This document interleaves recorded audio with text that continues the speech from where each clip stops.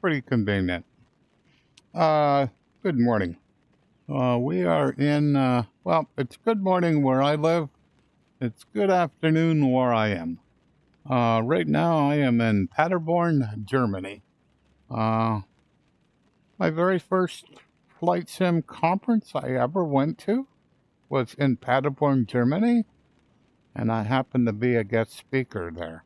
I shared the spot with Kirsten Leichner, the author of FlyWithLua, who I have since taken over as the head of development. But him and me shared a spot at the conference.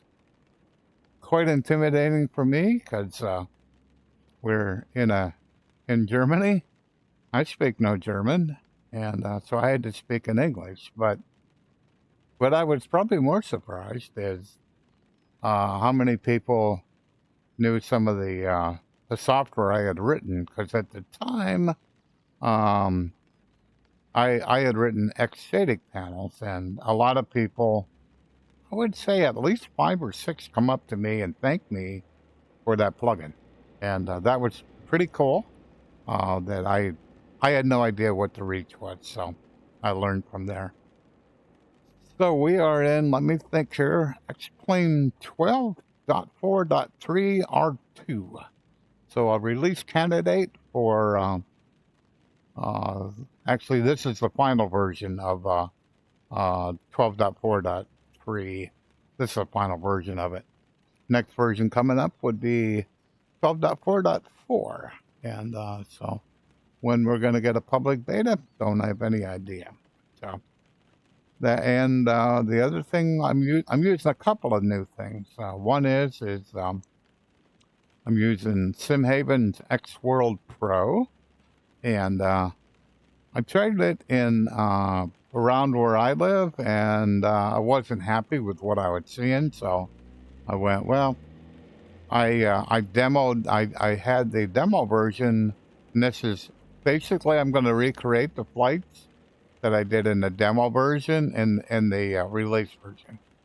So, and the other thing is I'm also using the FlyWithLua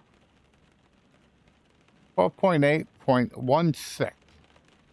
So this is the second version that allows you to use custom fonts in FlyWithLua.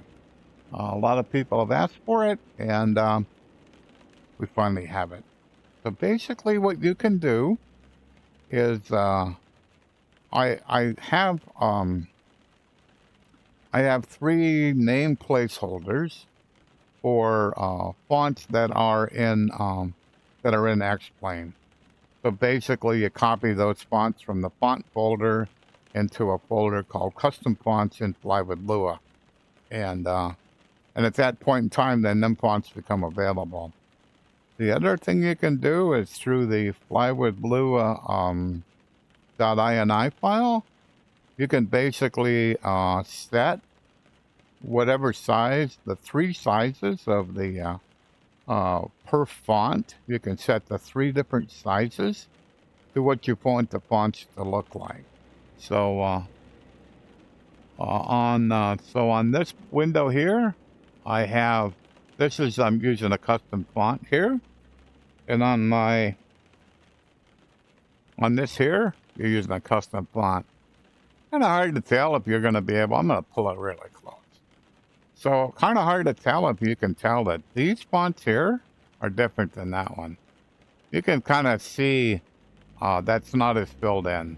So up here in the upper part of the S, you can see that's kind of like really light. It's not as white as this is. But if you look down on these, that's not true. So these over ones here are custom font. So, and it's ooh. It is a custom font, but it is a font that's in that I basically copied over from X-Plane. So I'm trying to remember which one I'm using. I can't. The one I'm using, I can't. It escapes me right now. So before I start playing, I'm gonna go show some things that are in simHeaven Pro that are back behind these buildings, if I remember right. I think go over here. Oh yeah, I think we're going the right way. We got some windmills over here. There we go. Alrighty. So, you can see some pretty bad aliasing going on that I didn't see the last day I used this. So, go see if I can find a different angle and see if that makes any difference. Also in X-World Pro, you got these guys kind of hanging out here. I think I'm going to get rid of them. They seem pointless to me, but yeah. So I'm seeing these cranes, and of course they're moving. Yeah, so you got all these people kind of like, what are you doing here? But that's just part of it. So certainly you can see, I can see aliasing that I didn't see before, and not sure why, but that definitely is. It's not terribly immersion breaking, but that ain't too bad right there. When you're further away, seems to be worse. So, and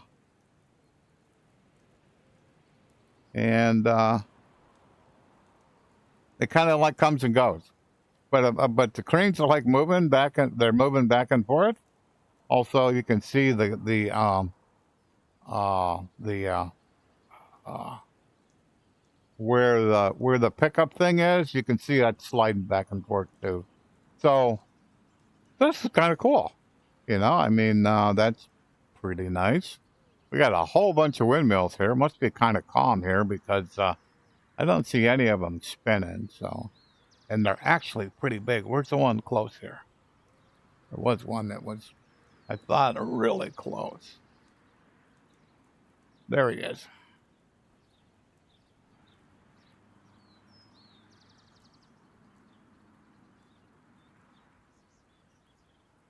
We want to. I don't pay attention to where my where the red thing is. It'd be great if we had a walk mode. I just want to try to give you some scale. So this thing's huge. I mean, look at the size of the base. This house. I mean, or the tree. Thing's monstrous. So got an anomaly over here. I'm not sure if this car park is under construction or it is not rendered too well. As you would think it had some floors in here. That would be a floor across here. And if you come over here, that's kind of where you get in at. Well, yeah. So this is where you would get in and get out at. And kind of like, something ain't lined up here. So, but this is kind of, the flags look pretty cool wherever they went. Oh, they're over there. Yeah, it's the same way. So when you're further away, so, sure.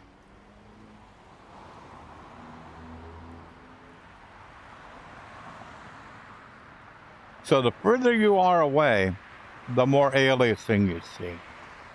So there may be some relationship there. But if you get up kind of closer, and it improves dramatically. Like right here. That's pretty convincing. That's quite convincing. Trying to get my force feedback panel kind of out of the frame. That's quite convincing right there. You know, so there is something to the fact of how far you are. The clouds look a little weird right now. The when I'm looking, it's just a straight line across there. Probably not reality, but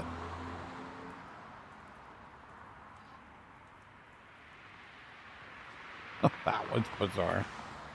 Okay, is there anything else? Let me roam over here a little bit, kind of just look at the buildings in general in the area here.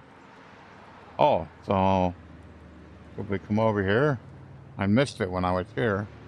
So there's a there's a solar panel on that house there. Just kind of neat. I see a few of them have it, not all, some, which probably would be normal. What's over on this building? Oh, our windows. Okay. Randomly placed. Whoops. Randomly placed spool of wire. That's a little different. They are doing a little construction here, so you never know.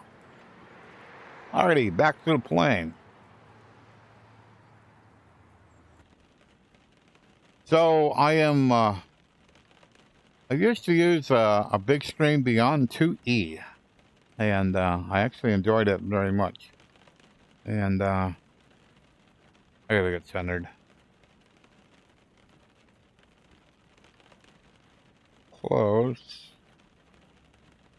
Closer. And I got I ordered a Dream Air. I think I ordered it on March 1st. And it didn't take too long, and I think it's a couple of months maybe. Can't remember when I got it, but I got it. Oh, I got it in let me think a minute. Towards the end of May. One of the last days in May I got it. And I used it, and at the time I thought the Dream Air was better. The Dream Air, I thought the Bigscreen Beyond 2E was better at the time. It was easier to get running on the Bigscreen Beyond 2E. I could just turn on a couple of USB ports, go into X-Plane. Say I want to fly in VR, it would start up SteamVR, and it would all do that in my base stations. Do it all automatically. And on the Dream Air at the time, I had to use my phone to turn on my base stations. I had to power up the Dream Air. Had to turn on one of the USB ports to get USB power to it, and then I had to start up. I think at the time I was using Pimax Play, and at the time the S43 driver wasn't working, wasn't available, and so it was a lot more cumbersome, and so now still more cumbersome. But what I do is I turn the power on for the Dream Air. I turn 2 USB ports on for the Dream Air and for a Vive link box, and then at that point I start a program called EVO, Pimax EVO, and in that I say launch S43's native SteamVR driver. So once I do that, then the Dream Air comes to life, and at about that time I start SteamVR, and so that all comes up and runs. Once I start SteamVR, my base station starts. So at that point in time, then I can go into X-Plane, and if I want to fly in VR, I just say enable VR hardware. We're ready to go. So a little more cumbersome, but there is no doubt that the Dream Air is a sharper display than my Bigscreen Beyond 2E. Even if I'm running them both at about the same resolution. I'm super sampling my Bigscreen Beyond 2E by quite a bit. So my Bigscreen Beyond 2E is 2560 by 2560, and I run it at 3560 by 3560.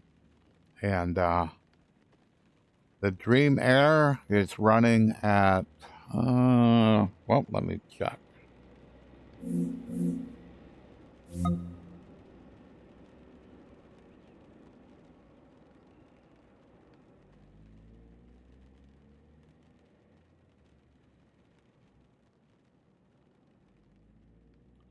So if I go here, so I'm giving X-Plane 4028 by 3380. So I'm actually running this one. If you actually like multiply the numbers out, I think that actually turns out to be a little bit less than what I'm running my Bigscreen Beyond at, because that's below 35. And so if you multiply the numbers out, total pixels, I think it's a little bit less. So, and so he doesn't like doing that at all. Wow. So that's kind of where that is. So, but in the cockpit, like the text on these buttons, I mean, it's markedly better, markedly more sharp, and that's the right term to use. It is sharper. So than my Bigscreen Beyond 2E. No doubt about it. So brightness, I think it's just a little bit brighter. It's not a lot, just a little bit brighter. But it comfort-wise, it's pretty good. One thing I'm noticing, it's going to be a little fun flight. This cushion that comes with it's not the best. Part of the problem is that the surface area where it touches your face is kind of narrow. And so even though I don't have a lot of pressure on holding it on my face, it's still I can feel it. It's not bad, but it's not as good as it could be. Allegedly, they're going to bring a new cushion for it that has a wider area, probably 2 times, if not 3 times wider than what this is. So that should make it quite a bit better. So the other thing I added to this is that this is an Apple Vision Pro head strap. So it's called the dual net. So there's the one across the back, one across the top, and then there's a knob wherever you are here. So there's a knob where I can adjust the tightness. This one here is a medium, and I have it all the way open. So it's as loose as I can get it. I bought a small thinking I would need it. Until I get the new cushion, probably not going to put it on because I think it'll apply too much pressure. Okay, guess it's time to go flying. So we need to get the plane started. So I'm going to a little bit of fuel here. Let's put some power on this. We'll prime it. Turn the fuel on a little bit.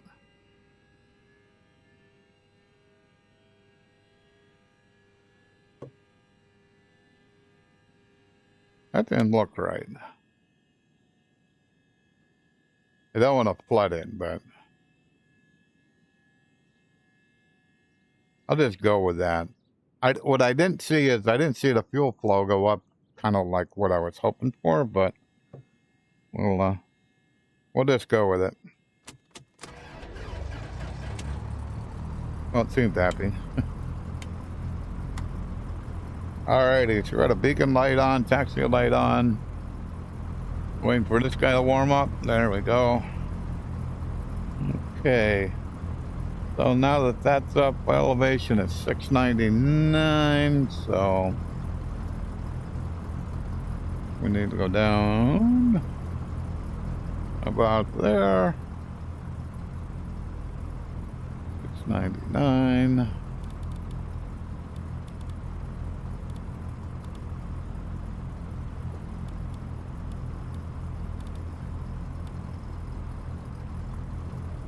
We'll call that pretty close.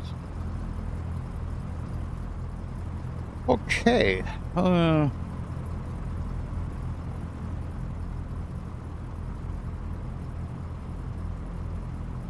So,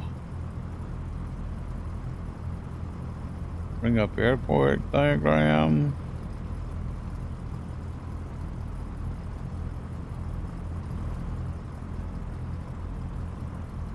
So, one thing that is, oh, that's right. I don't have plane command in. Oh well, I'll be okay, I think. I normally use plane command, and I don't have it. Let me look. Whoops. I don't think it's here. No, it's not here. Alrighty, so you can see where I am, and if I'll have to see where the weather says. If I go back here,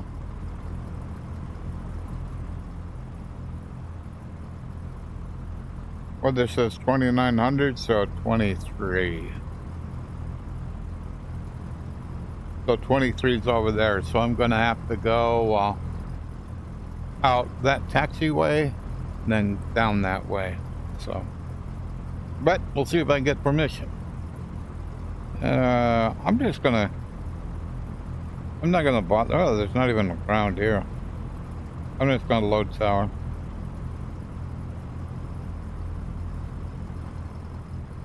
All right, tower in 1338. Oh, we'll see if that works.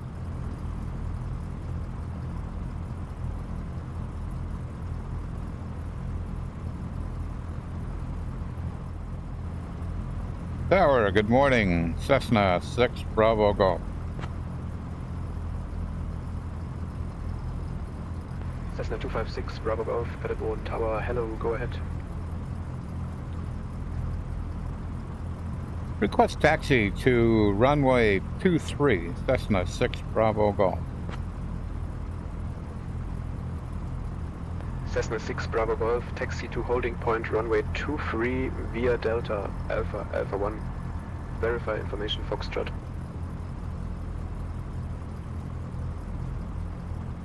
With information Foxtrot. Taxi to holding point runway 23 via Delta Alpha 1. Cessna 6 Bravo Golf.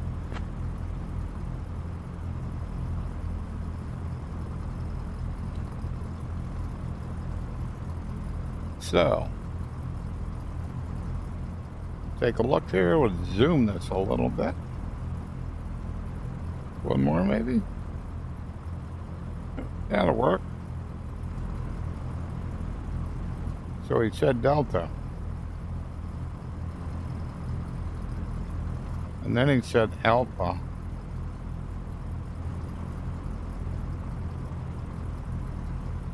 And then Alpha 1. So we're going to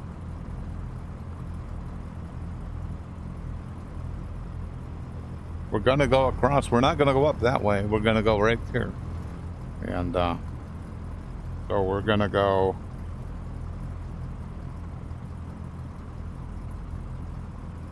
over here. And then up here. Here. To here.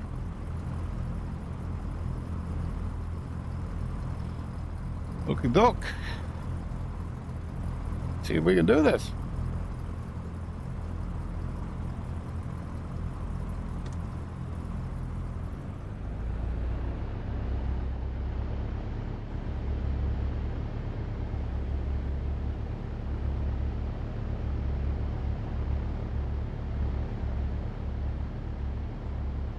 You don't belong here.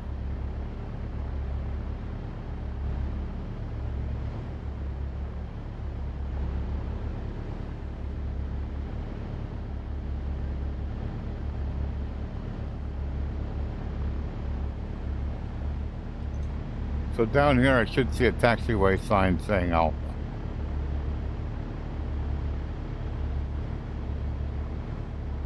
It's a little bit down here.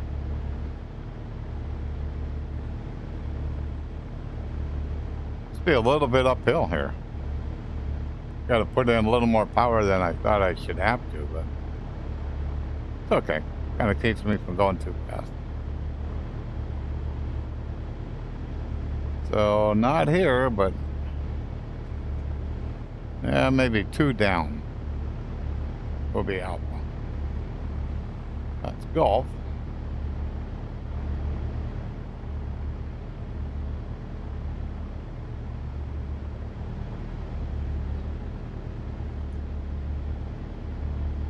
Yeah, I checked the weather. It seemed like it was going to be okay today, so.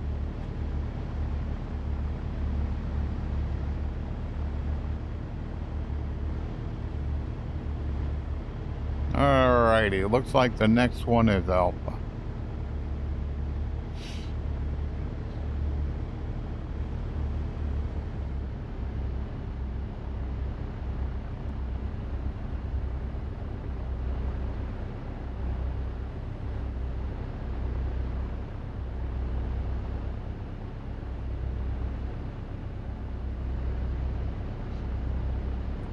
So we go over here, and we make a right.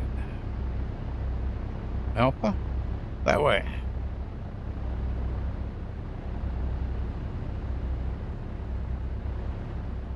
So when I first was A/B comparison my Bigscreen Beyond 2E and the Dream Air, I thought there was more shimmering in this headset. With the latest S4 3 driver, native SteamVR driver, that's much reduced. There is some. There's actually a little bit more this morning than what I was seeing when I was testing earlier. Not today, but last night. So I almost firmly believe, well, I almost believe that the clouds have some influence over the shimmering. I think it's related. I don't know what is related, but it seems like, depending on the cloud cover, has some influence. But, yeah, never know. Oops.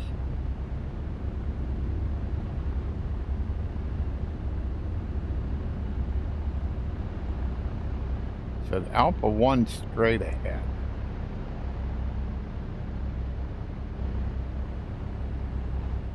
So it said Alpha 1, so we'll go with that.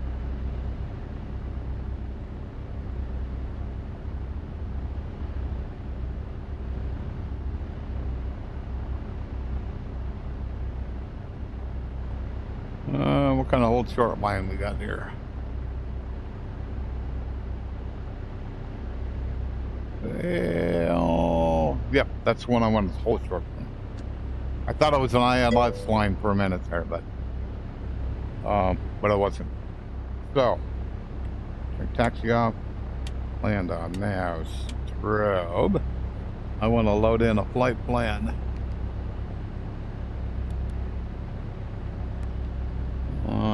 Fine.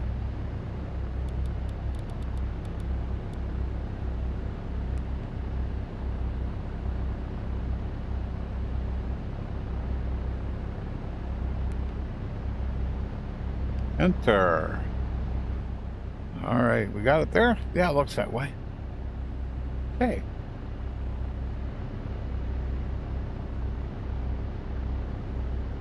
Tower Cessna 6 Bravo Golf, holding short, runway 23, ready for departure.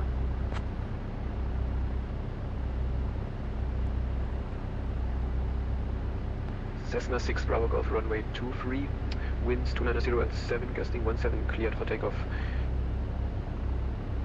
Ready for takeoff, Cessna 6 Bravo Golf.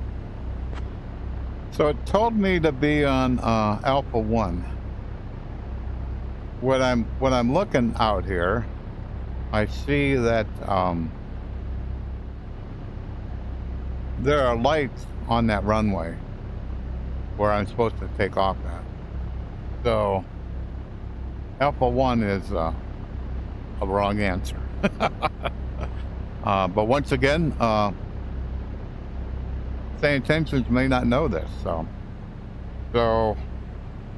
least parking brake.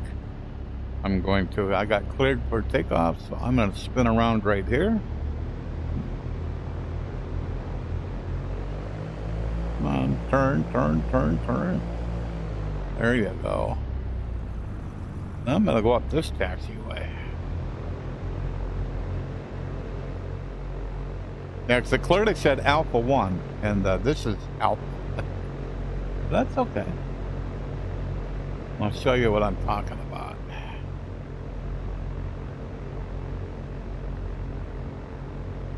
Approaching runway 23.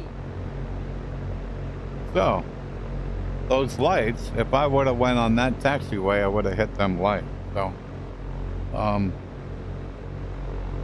interesting. I'm not sure what's right or wrong, but I know running over lights is not the right approach. So, alrighty, we could probably do a roll and takeoff here. Interesting. Not runway 23, so it's 24. That's even funnier. On the chart, it says 23. On the Jeppesen chart. I think we can probably fly about now. There we go.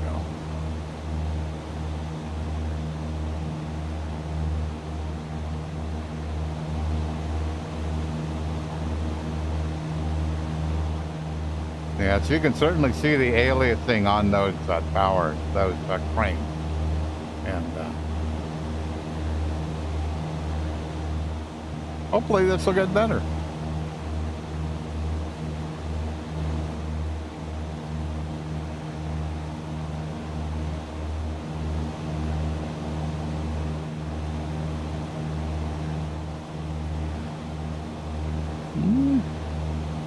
Let's see how she goes.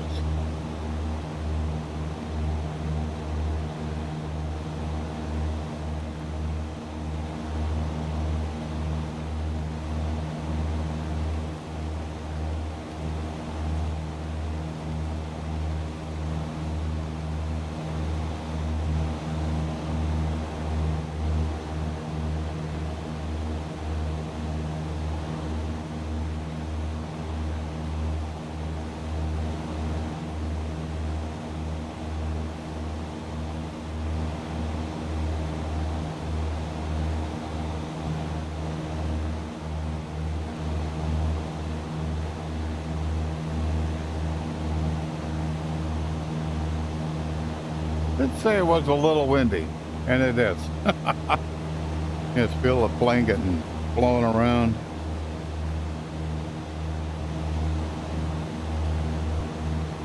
Those highways are looking better than the highways that I see here in the States in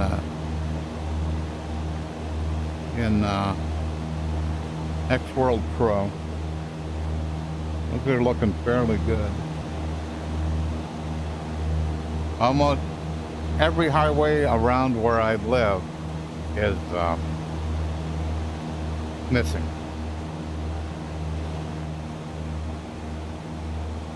Are we climbing? Yeah, I guess we are.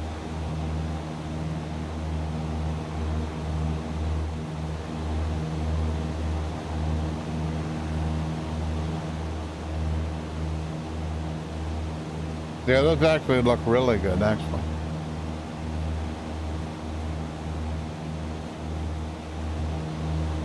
Okay, what's our next airport? EDLW.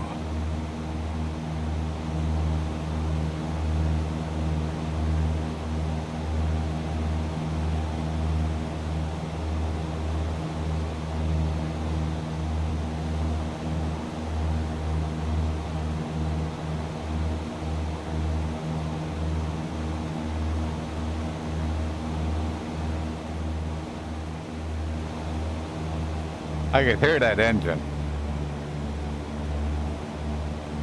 I get heard like going faster, faster. Cessna 6 Bravo Golf, you're leaving my airspace. Okay. Yeah.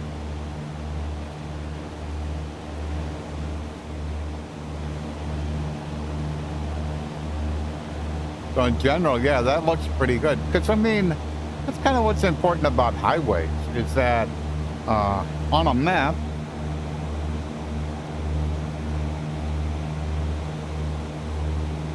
you should be able to see these highways. So the highways can help you when you're kind of like navigating to get somewhere. They're just good VFR reference points. So they look pretty good.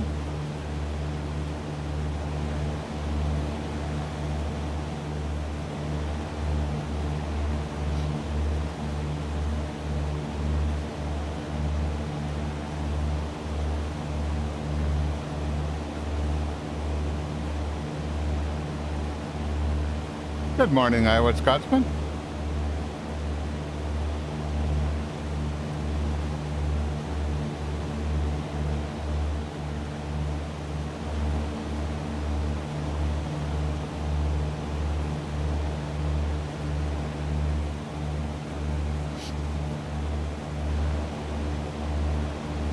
Seems a little calmer now. I don't know what was going on close to that airport, but it was definitely dancing me around a little bit.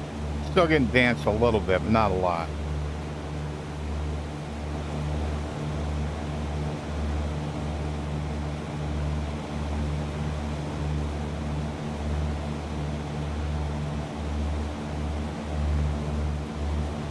So something that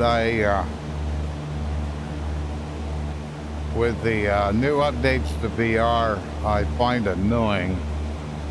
So if I take my controller and I'm not pulling the trigger. All I'm doing is kind of getting in the frame of this, and it highlights. This blue laser turns on. I put in a request. Can we not have that happen? It's just annoying, you know. I mean, so whichever one of these windows, all I'm doing, I'm not pulling the trigger. As soon as it sees, I don't know how it is, but somehow it is. As soon as it sees a window that it could click on, it turns this blue laser on. And I was like, no, don't turn the laser on. Don't highlight this window unless I'm pulling the trigger. If I'm pulling the trigger, that's fine. But if I'm not pulling the trigger, that really should not happen. That's just annoying. You know, I mean, like, so we gotta wait for that to like go away. It's like, why? You know? On the other hand, if I come up here and got close to it, or if I was pulling the trigger, that's different. That's different, but hopefully they can get that fixed. Wouldn't think that would be that difficult a thing to go, no, let's not do that. Or at least make it an option, where if I don't like it, I can turn it off. Okay. So, did I ever put the other airport in? Yes. I got one more to put in. Let me look at a flight plan. EDDL. EDDL.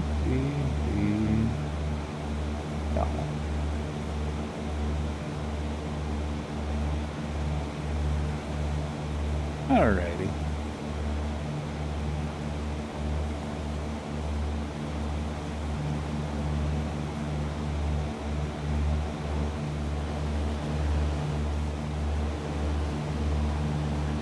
There's a slight pause right there when I move my head.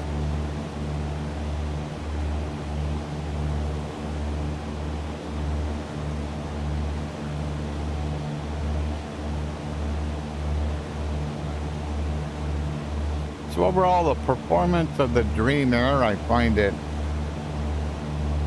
not the same as the as my Bigscreen Beyond 2E, even though it's higher resolution. It's about the same in performance. I see it's struggling a little bit here, nothing bad. So in other words, instead of being able to hold a 37 or a 38, yeah, it'll drop down to maybe 35. Don't see much below that though, so. Other than that, nah, we're okay. And so I'm looking for shimmering. Ooh, that was abrupt. Once you move my head and like my head moved, but the image for like a split second, like half a second. Took a second to catch, half a second to catch up to me. So, but I historically move my head pretty quick and haven't learned to slow down. So, when I look out across the horizon there,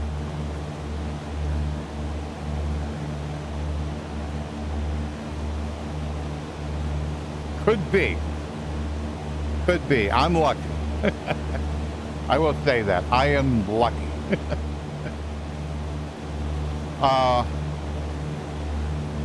But due to that fact, I try to show what my experience is for anybody who might be in the market for something a little to a lot higher end. So I am not seeing any shimmering. I'm seeing is at a distance. So in other words, when I'm looking at that body of water over there on the far shoreline, not the near one, the far one, I see some shimmering along that far shoreline. When I look out in front of me, I see some shimmering over off to my left here, out quite a ways. I see that. The stuff in here near? No.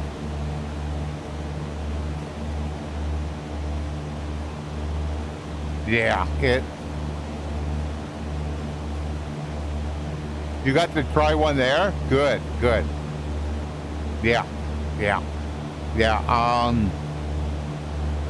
There's a couple of, who was it with me? Mark was with me, and,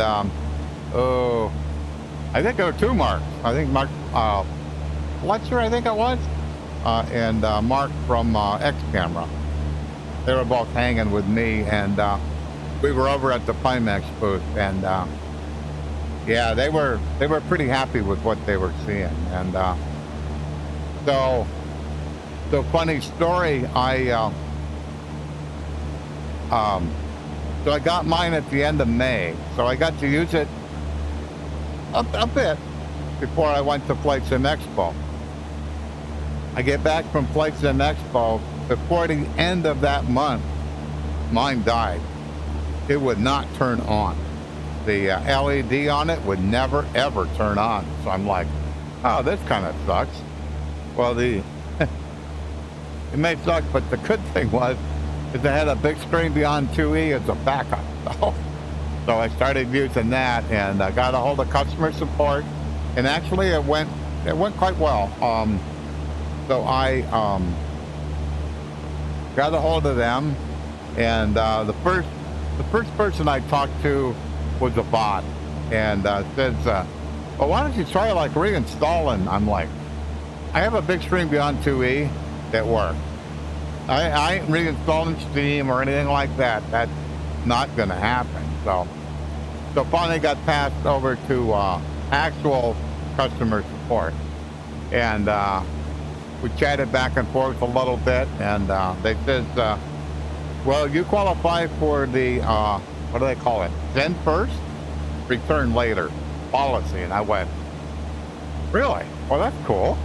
So they were going to send me one. The problem was is that they're selling so many that the local warehouse to me was out of stock.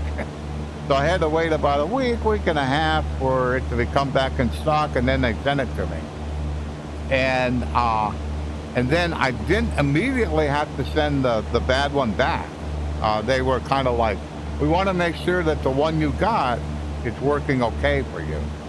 So I tried it, and used it, tried it, and used it, and then I went, yeah, that seems like this is working. I said, but the problem is the other one I had worked for a few weeks too. So they went ahead and sent a shipping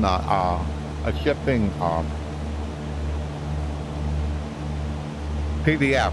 So I had to print PDF out, follow the instructions.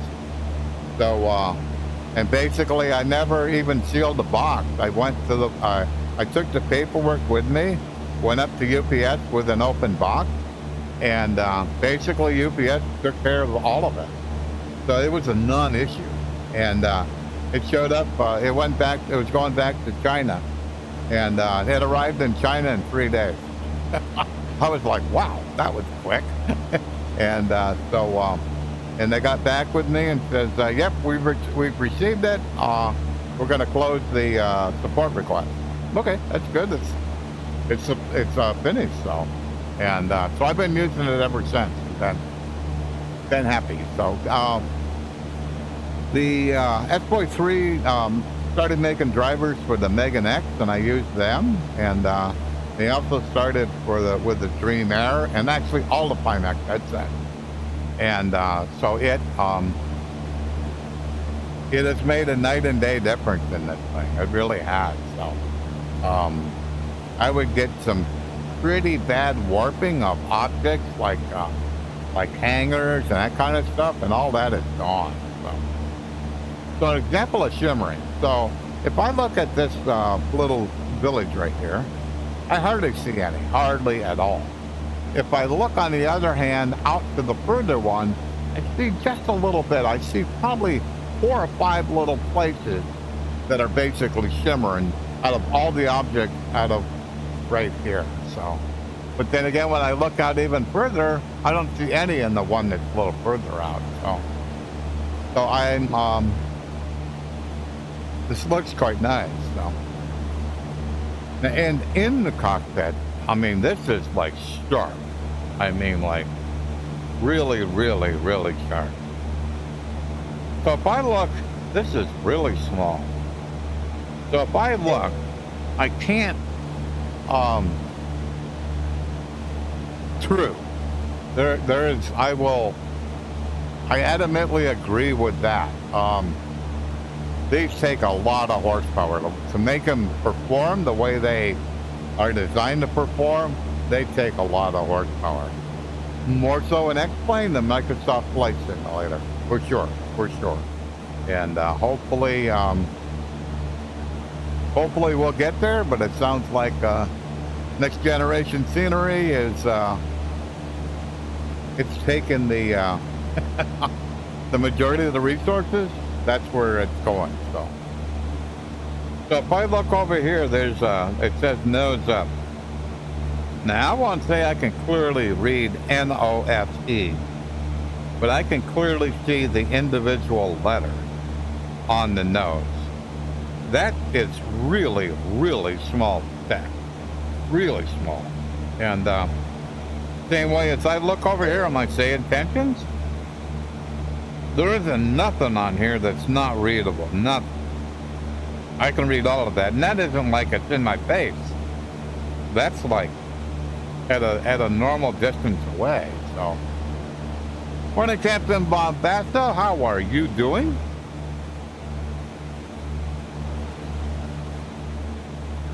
I got an airport in front of me that I can't see quite yet,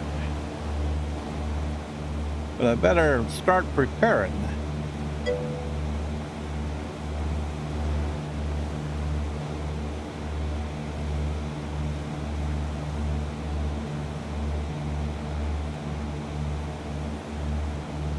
Like it's going to be 2-4.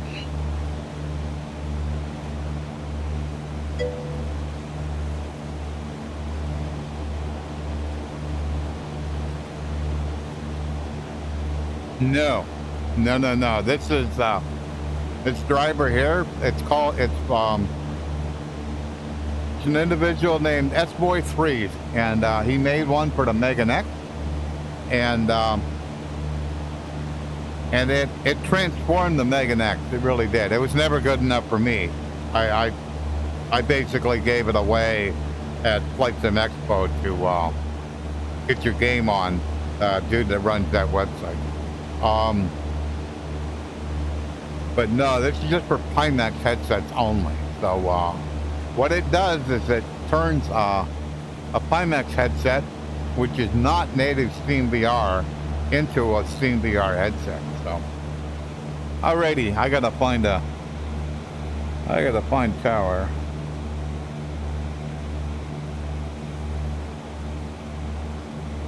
One 134-180.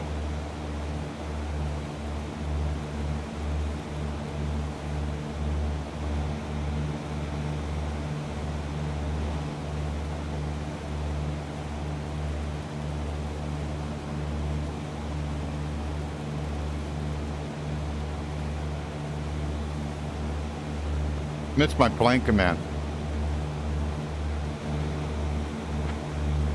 Tower Cessna 6 Bravo Golf, request touch and go, runway 24. Cessna 6 Bravo Golf, runway 24, left over the 2, report downwind.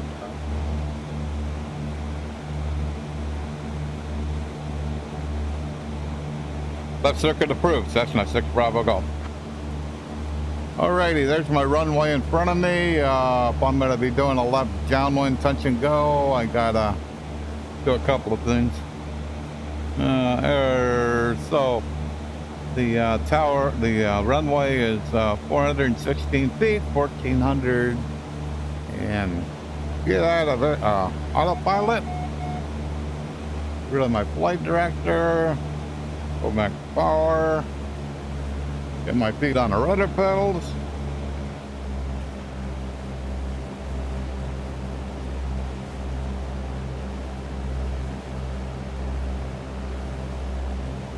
Oh, okay. Thanks for dropping by.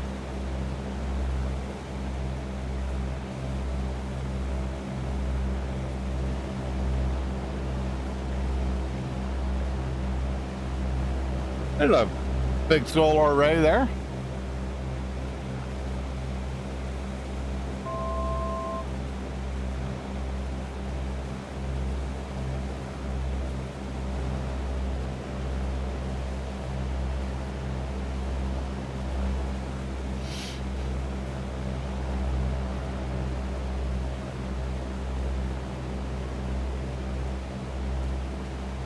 Not too bad. A lot of aliasing going on with it, but not too bad. Really.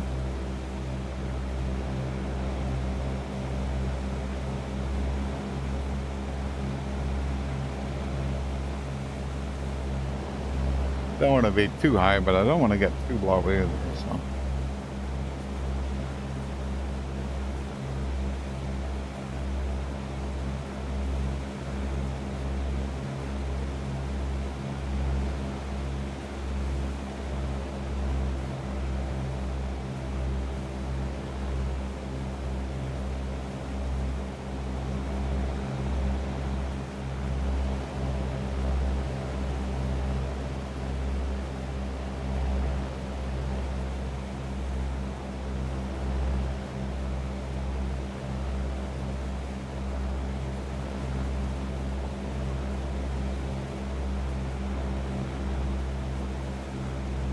Ooh.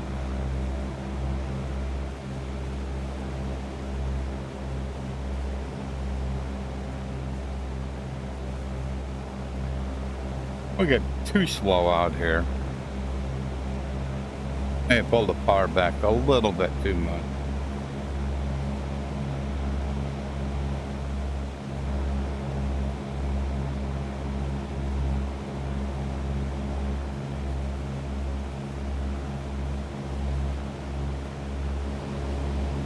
I'm about 1,000 feet above circuit altitude, so pattern altitude.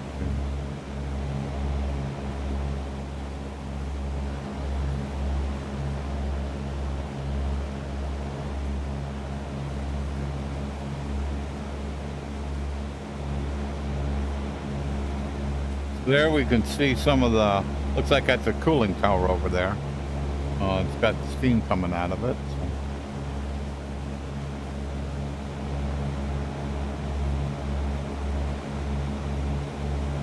So. Approaching runway 24. Caution, caution.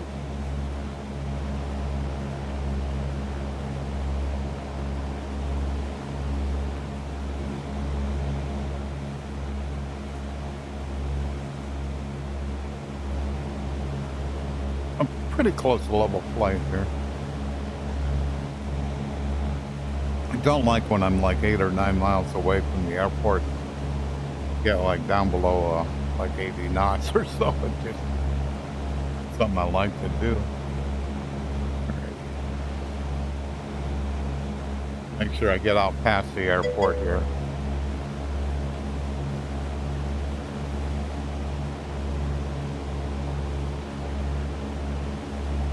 Thought I'd change that setting.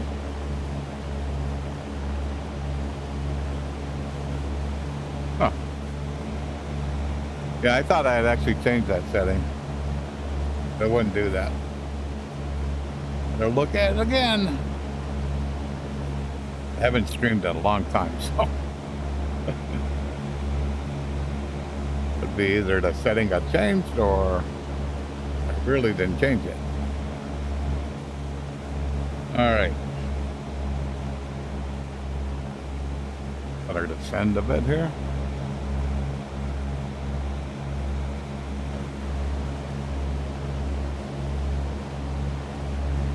Kind of hilarious that the bot decided to wait for quite a while before it went, oh, wait a minute.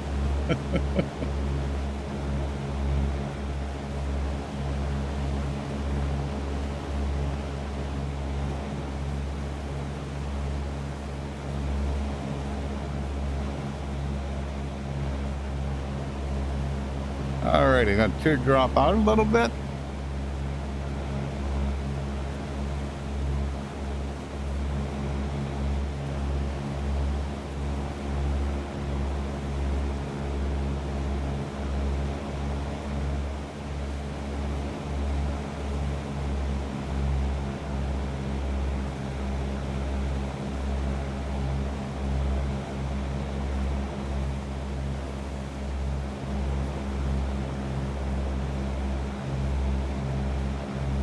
Should be an entertaining approach.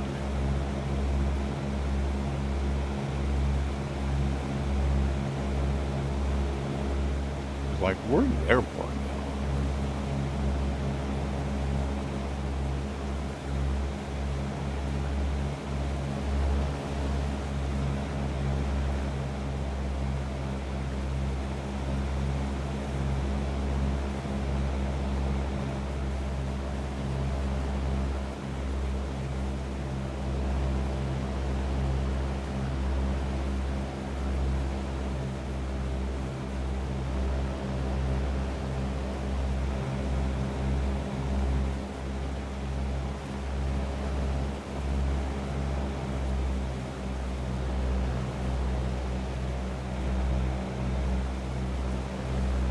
Sorry, Cessna 6 Bravo Golf, downwind, runway 24.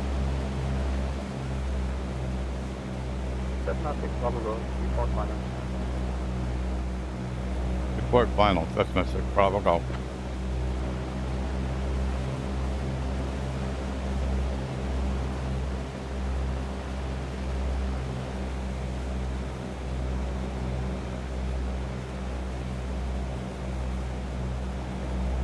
Approaching runway 6. Caution, caution. Attention all aircraft, mission Charlie is now current. UNH 1019er.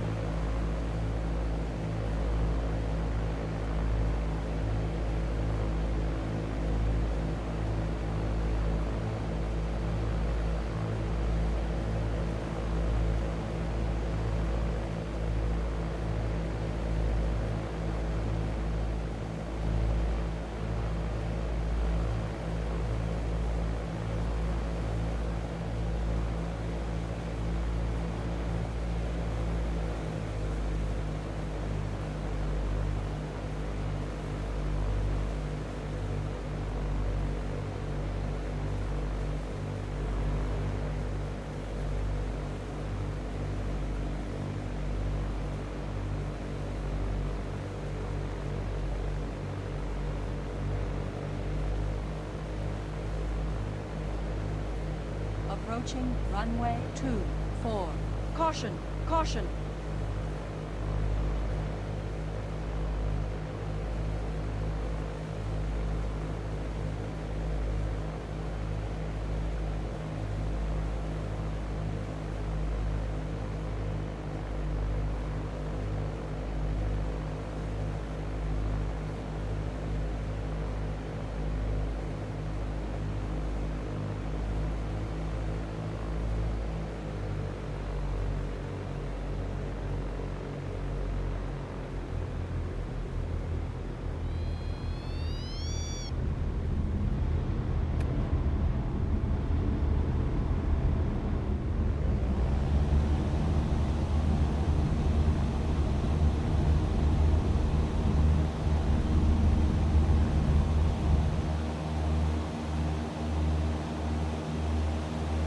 Cessna 6 Bravo Golf, welcome to Dortmund, contact ground 121.8.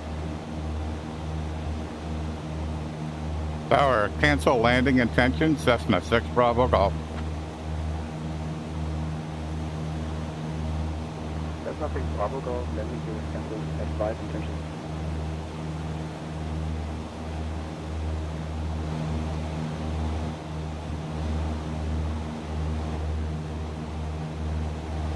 Continue my flight plan to Echo.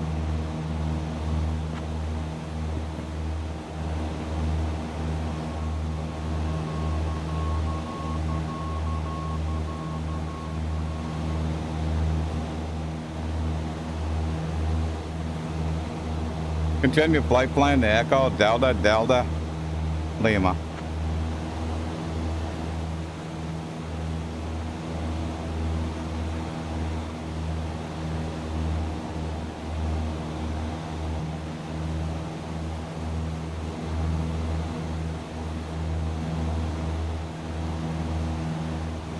Tower, what were the winds at the airport? Cessna 6 Bravo Golf. Cessna 6 Bravo Golf, 2290 at 6. Really? Wow. Okay. Alrighty. Autopilot. Now. Cessna 6 Bravo Golf, contact ground on 121.8. Tower, Cessna 6 Bravo Golf, cancel landing intentions. Cessna 6 Bravo Golf, landing gear is cancelled, advise intentions. Intentions, fly to Echo Delta Delta Lima.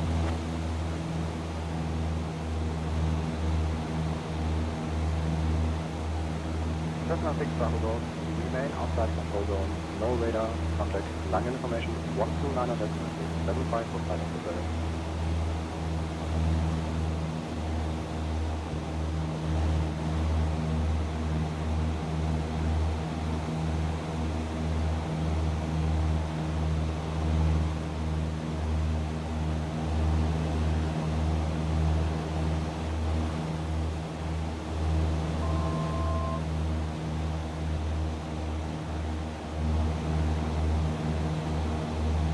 Yeah, when I was coming in, it seemed like I was getting kind of like blown around a bit. And, but the, if that was only 6 knots, that's not what I was feeling. It's kind of interesting.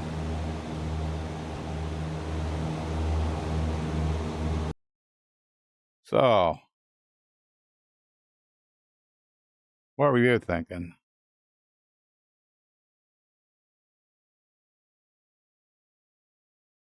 Yeah, I would think that's exactly what I was seeing. Something that was kind of gusting. Not a lot, but just some.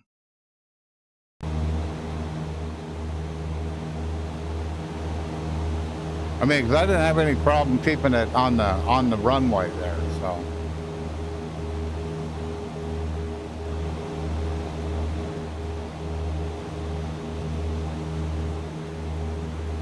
Okay, so we got one more runway, one more airport to go to, and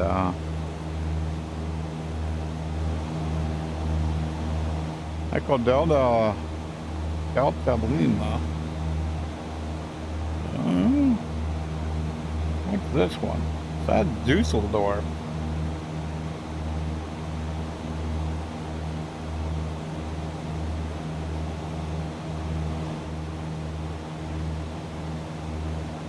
Oh, this should have been on.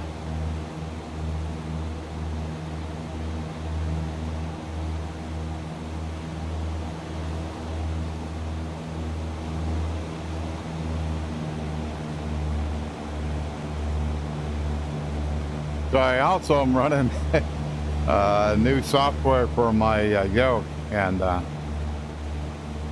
don't think I've done any testing other than making sure it would load. so all of the responses of how it works, how it lands, how it acts when you get out of autopilot, how it acts when you get back in autopilot. All that was pretty much untested until today. But in general, no, I'm happy. Working as well as it did before with some added features. So before, if I would like shut X-Plane down, start it back up, I would have to shut down my force feedback software and start it back up for it to recognize X-Plane. That was annoying, and so they fixed that. So that's probably the biggest thing for me that they fixed. A couple other things, I guess it had trouble loading, making sure it was loading the right aircraft, or that it would find the profile for the foreign aircraft that you were loading in. So, but all that seems to be working fine.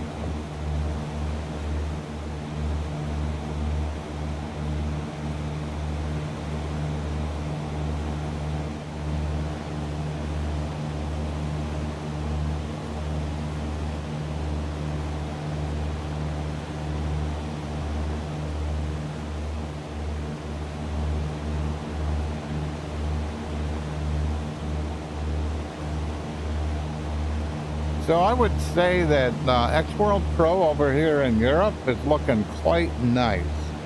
I wish in America it looked as nice as this does. But currently it doesn't. It's like a road. It's a road that runs right by my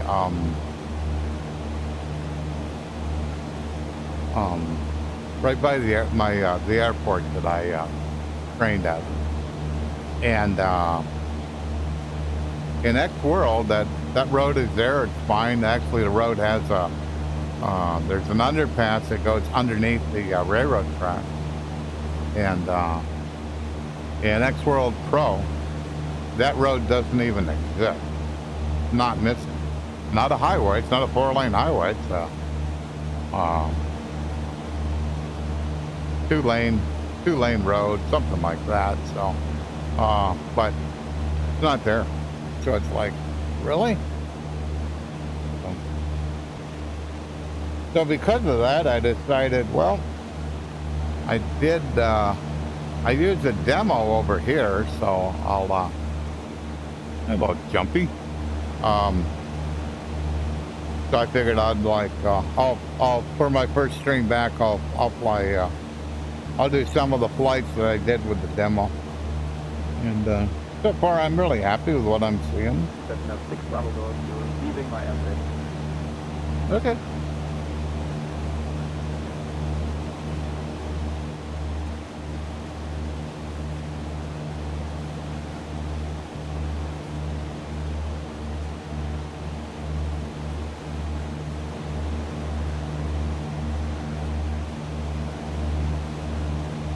Everything like looks pretty good, you know.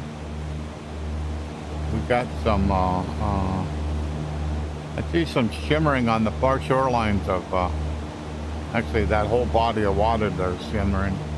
Where am I at for CPU? Yeah, maybe related. I'm still keeping like 35 frames, but when I get a GPU frame time up close to 30, you know, that's just not, it's not good. You know what it is, I'm not quite sure yet. So all pretty new.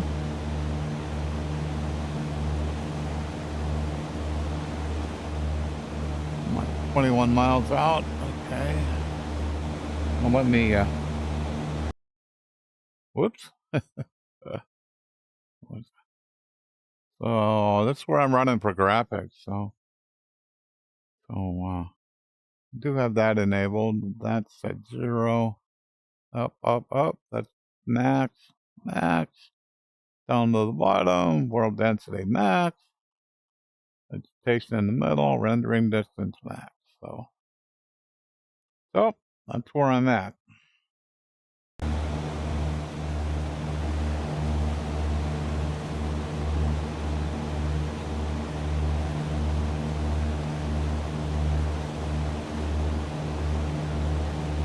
But I would say overall, I'm happy.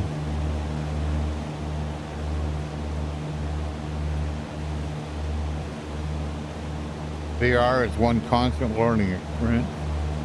Streaming VR is even more so. But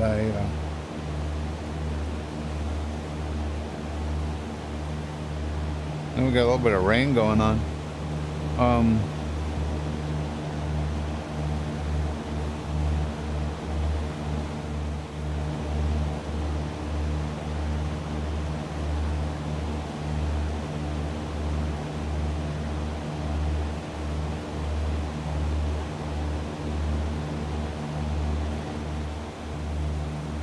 I do like how I'm able to present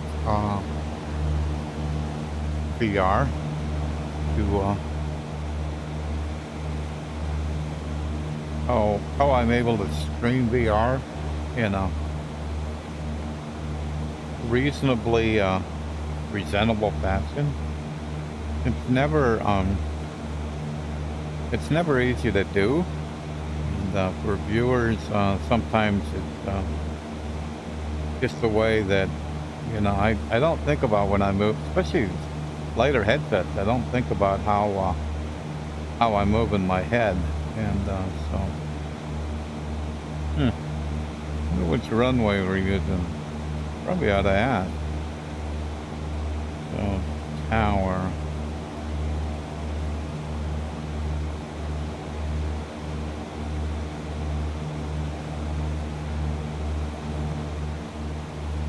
So a lot of times I'll put it in by hand. Other times I would use plane command, but in this case I decided to use sayintentions. I can just click on the tower and it'll highlight yellow and it'll put it in. So.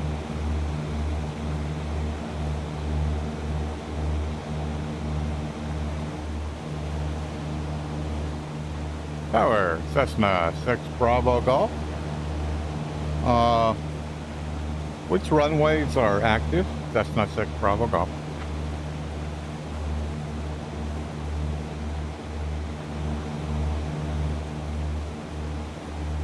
Cessna 256 Bravo Golf, Düsseldorf Tower, active runways 23 left, 23 right.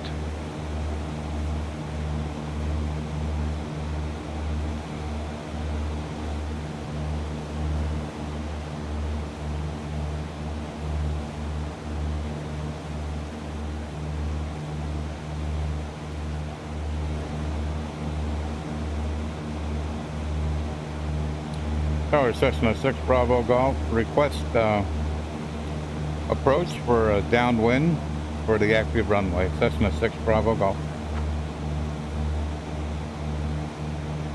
Cessna 6 Bravo Golf, join downwind, runway 23 left. Downwind 23 left, Cessna 6 Bravo Golf.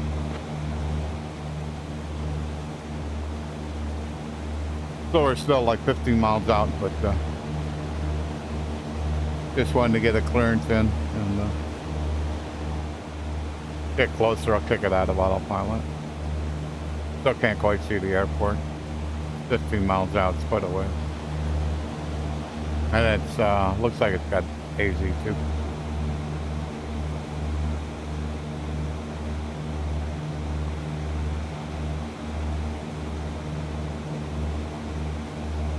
Well, it says 260 at 6 knots.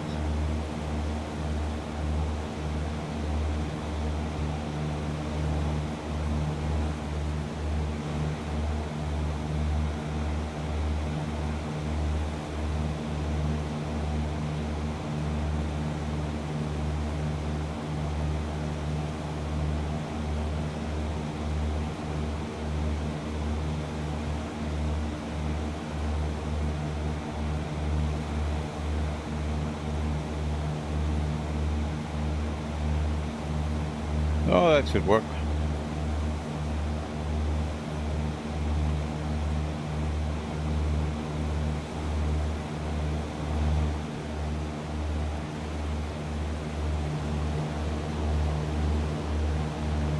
We got the airport diagram up to so when I land, need to dial in ground.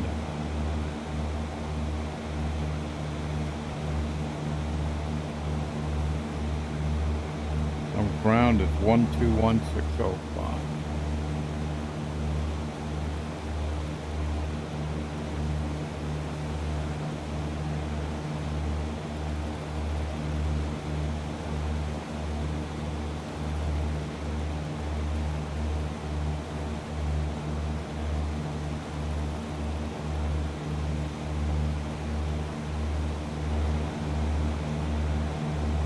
Two 1605. Okay, so I have ground in my standby, and the thing 145. Okay, alrighty, 1, 2, 3. So it's going at an angle like off a little bit.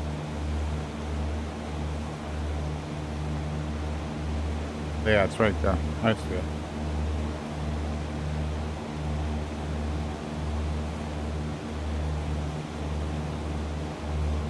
So 2-3 left, so it's going to be the one closest to me.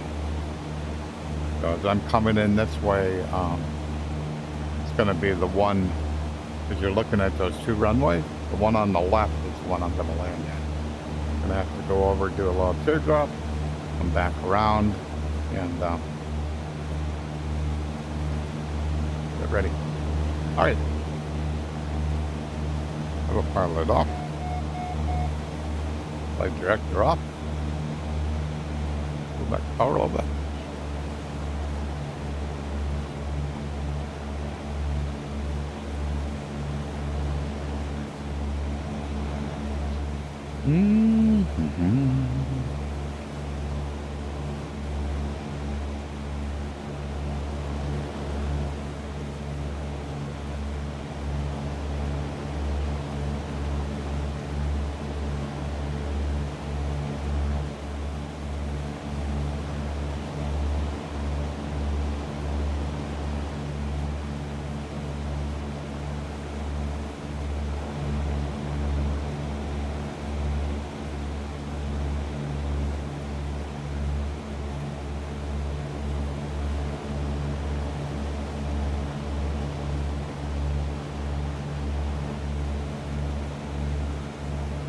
Yeah, so I'm trying for like a really, really gradual descent. I need to be at 1,100 feet per pattern. So I'm gonna go out here a little bit to the left, and then do a 180. Get lined up for a downwind for that runway that's on the left. Right now I'm at 2,800 feet. I need to be at about 1,100. I got quite a bit. I've got good distance to make that all happen.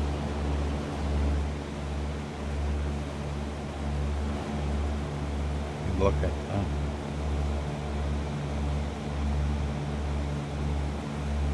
Coming in 23 left. Looks like everything is on the left-hand side. So, all right, that's cool. I can leave this up right. So it doesn't look like there's anything over on the right-hand side. So some airports are split, where you have general aviation on one side, you have commercial on the other. So, but it doesn't look like this one's that way.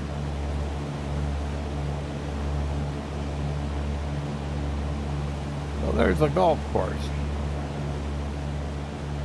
For some reason, in X-World Pro, I don't think I fixed this one. The golf courses aren't as predominant as they are in default X-Plane. And the default X-plane, you have 3 textures that make them more predominant. So you have the sand trap, you can see. You have the fairways, you can see. And you have greens. They're not there because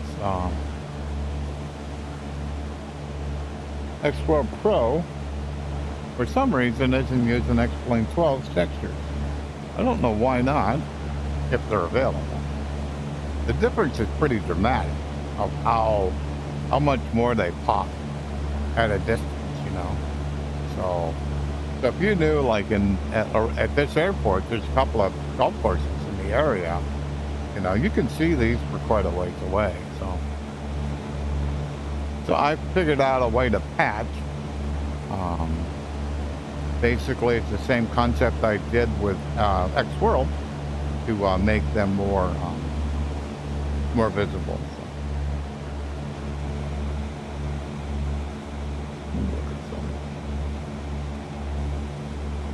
Approaching runway 23 left. Oops.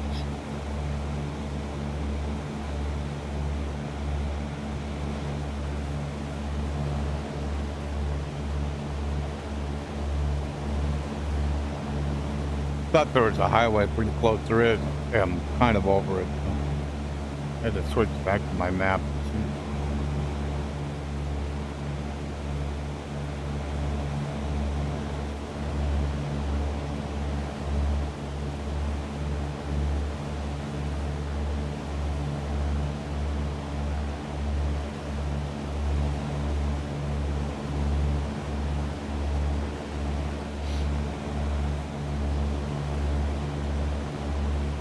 Yeah, it's my first flight back. Not from streaming in a long time. So not feeling too bad. Got a sports stadium over there.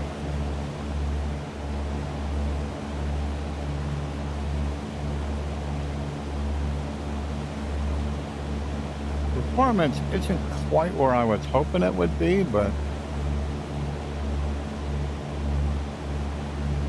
I need to spend a lot more time trying to see.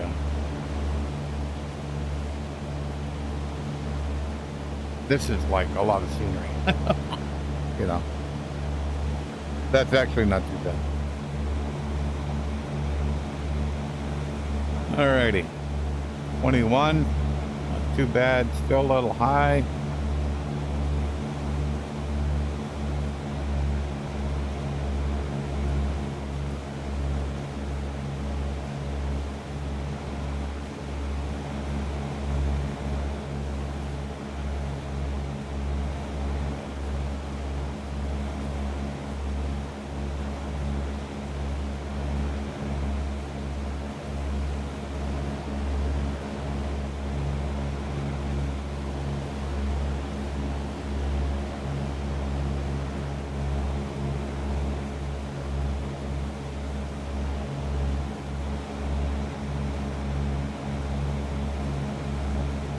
Cessna 6 Bravo Golf, heads up, the field's about to swap runway directions, but I'll be keeping you on runway 23 left. Runway 23 left, Cessna 6 Bravo Golf, thank you.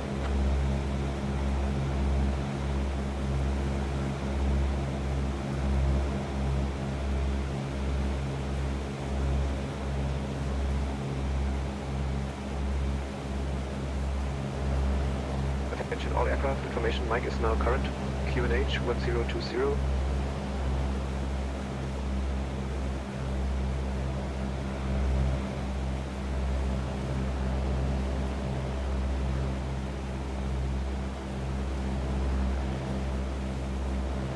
Tower Cessna 6 Bravo Golf, downwind runway 23 left, Cessna 6 Bravo Golf.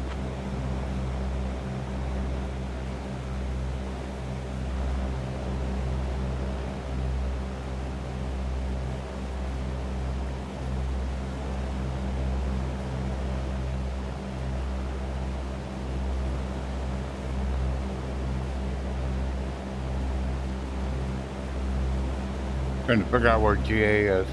Approaching runway 5. Looks like it's way down at the end, if I remember Caution, right. caution.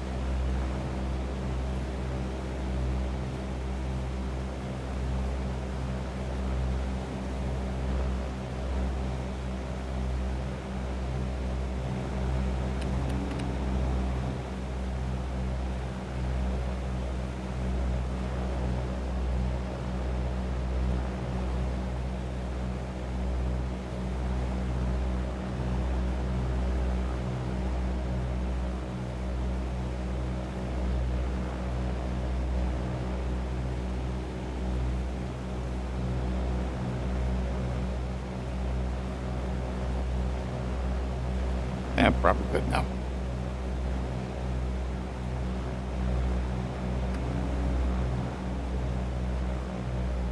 Still a little too high though.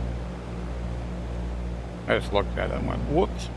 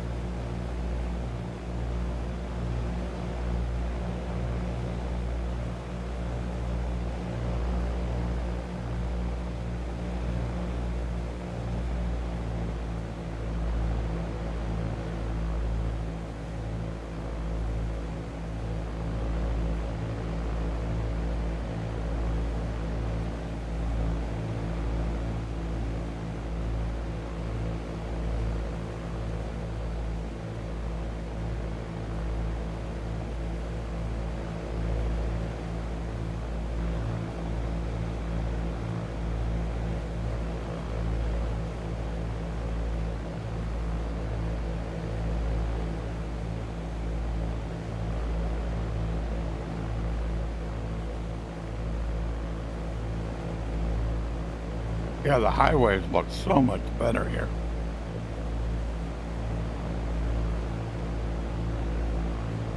On final, Cessna 6 Bravo Golf.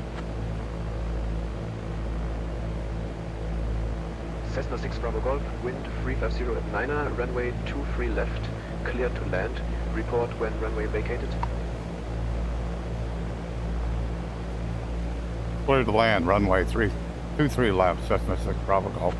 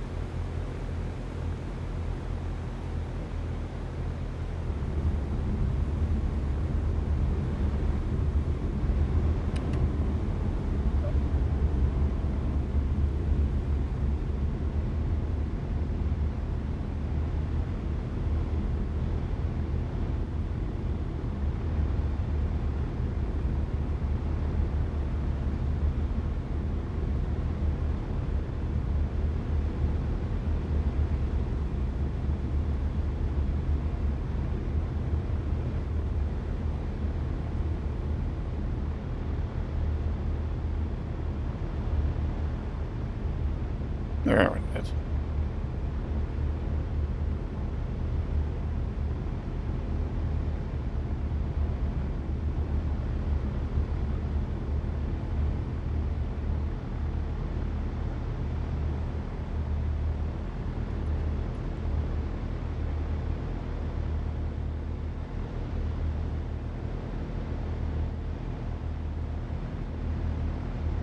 Kind of weird.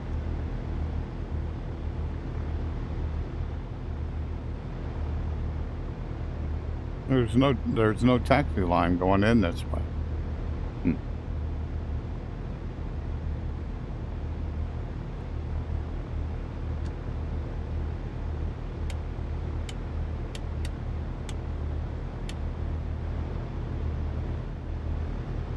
Tower Cessna 6 Bravo Golf, clear of active runway 23 left. Cessna 6 Bravo Golf. Cessna 6 Bravo Golf, where are you parking? Request parking at General Aviation Parking. Cessna 6 Bravo Golf, taxi to General Aviation Stand 12 via Lima 5 Mike Golf Hotel. Good day. Taxi at General Aviation Stand 12 via Lima 5 Mike Golf Hotel. Cessna 6 Bravo Golf. So better figure out what all that means.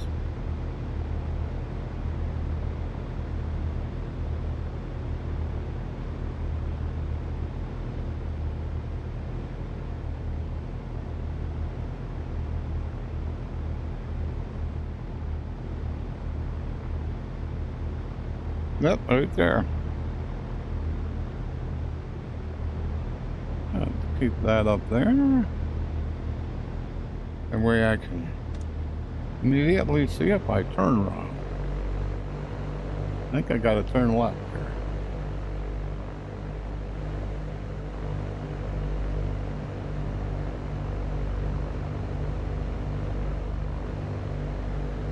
And that was wrong.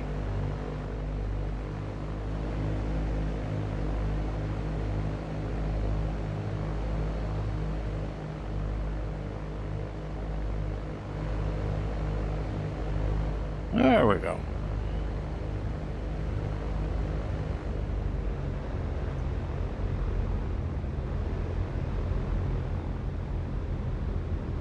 Okay.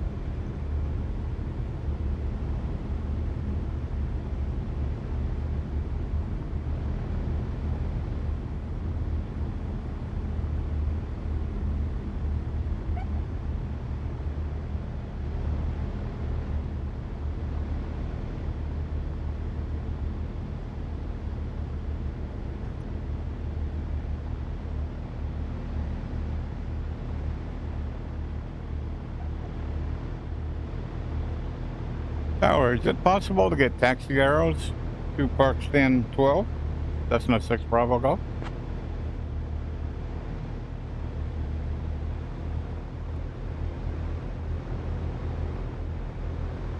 Cessna 6 Bravo Golf, contact ramp on 119.999 for Marshner or guidance.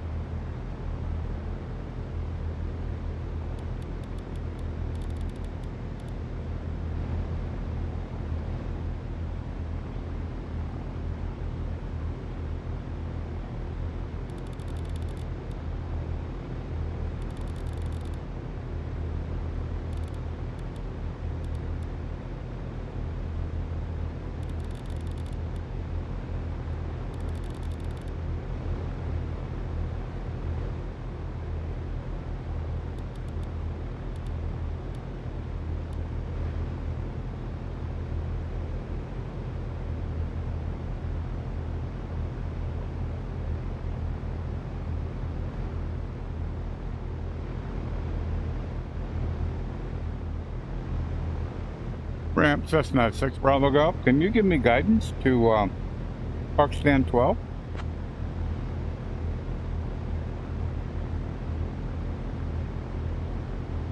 Airborne agent requests are not supported and explained.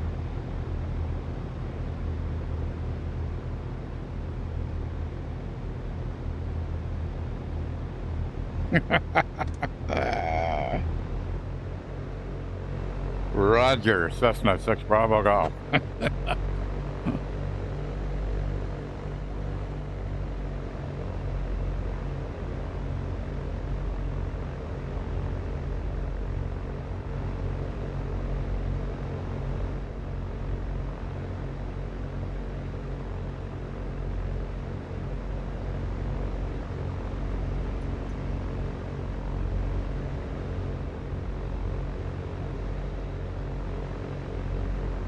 And the park stands aren't marked, so you can't tell. That's okay. Alrighty. Brakes on. That's good. Shut down.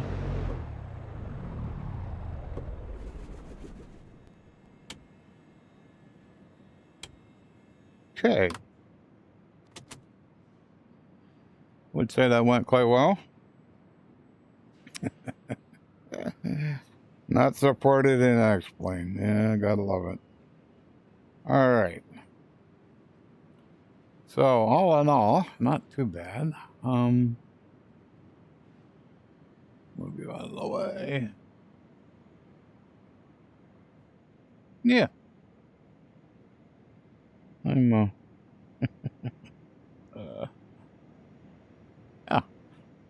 How long do we fly? How much? Yeah, we're in VR almost 2 hours, so not too bad.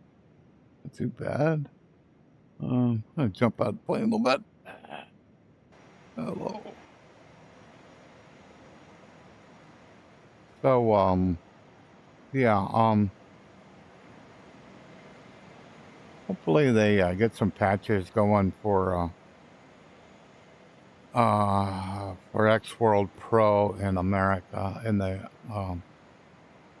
America, because the difference is pretty dramatic when you look at every when I was doing the demo. The M highways were, they would like hit and miss. It'd be some you wouldn't see an interchange, you may see it again. Today, everywhere there was any of the major highways, they were absolutely all there, and which is not the case where, certainly where I've been flying up around Erie, KERI. So hopefully that can get resolved. I'm not terribly disappointed on the performance. It's a lot of scenery going on, and I am running just the X-World Pro package. I'm not running the version 2 Forest. Not doing anything else. Just whatever is default for X-Plane, plus X-World Pro. That's all I'm running for scenery. I wanted to see how it performs and how it looks. But frankly, it looks pretty good. I'm quite happy with what it's looking like. So we'll when we go stream again, we'll take off from here, and I already have like about 4 or 5, maybe 6 flight plans already set up that are the same ones that I did when I was doing the demo, and so that's what I'm gonna do for the next few weeks, and we'll kind of go from there. So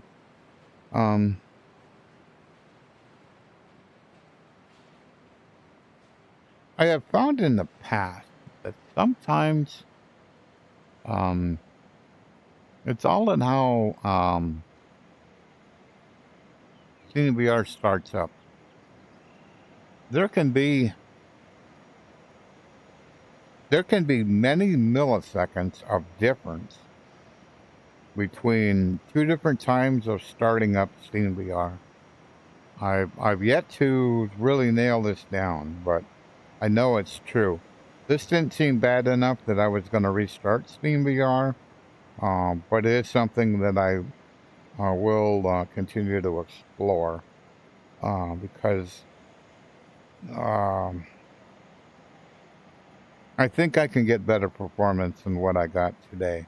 I didn't get bad performance, but I think I can get better. So we'll explore more and kind of go from there.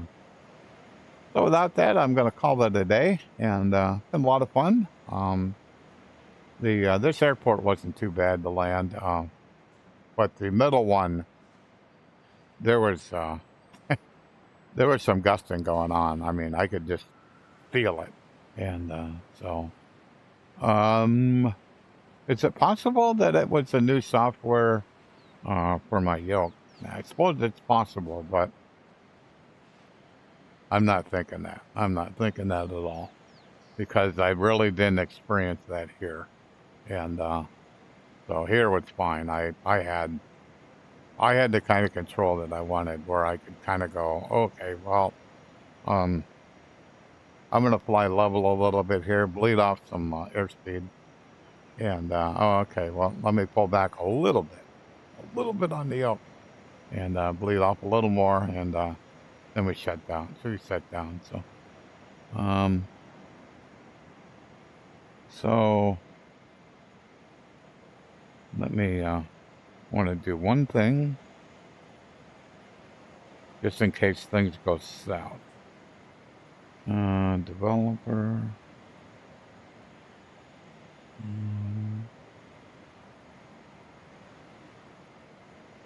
No, that's not it. Is it flight?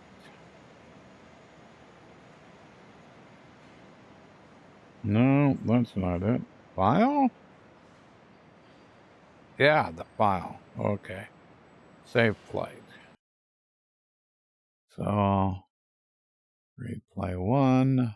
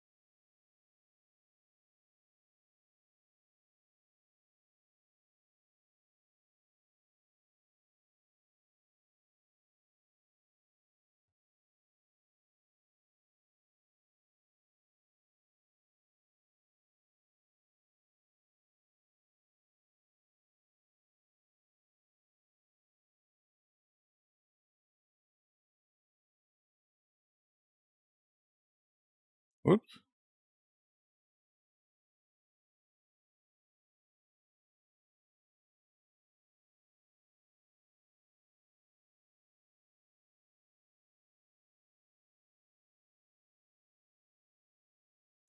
There we go.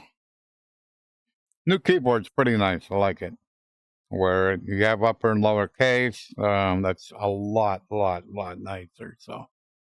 So replay save. So this way, if I do replay and it goes south on me, that's replay, right? Yep.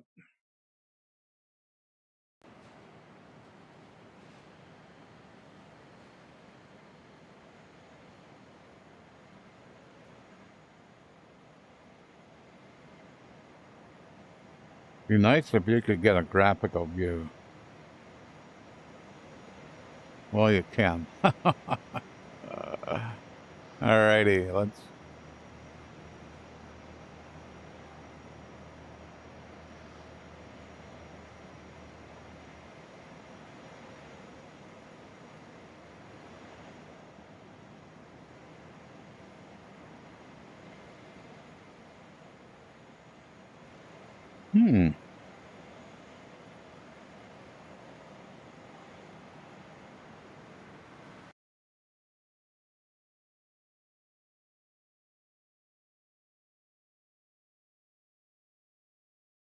That's a little weird.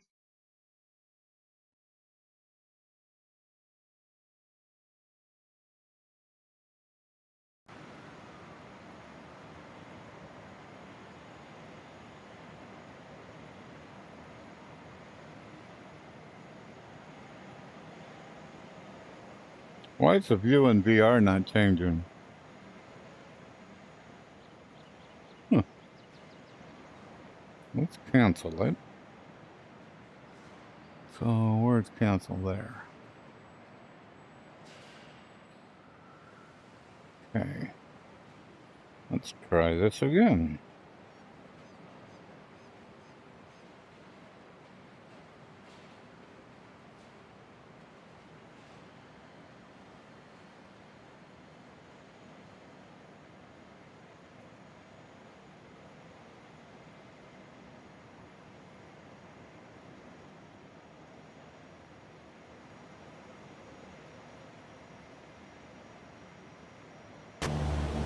Oh.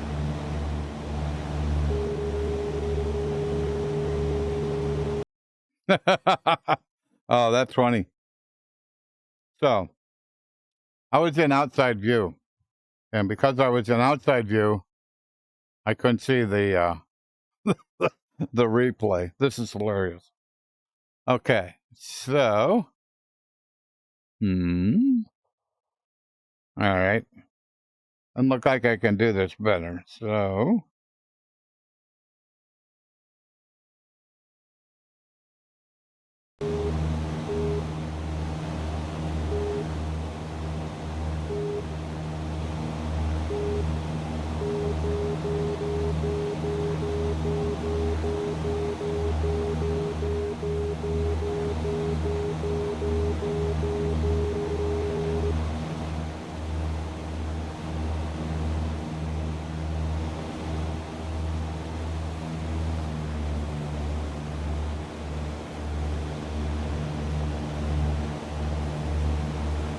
This is something I've never done before.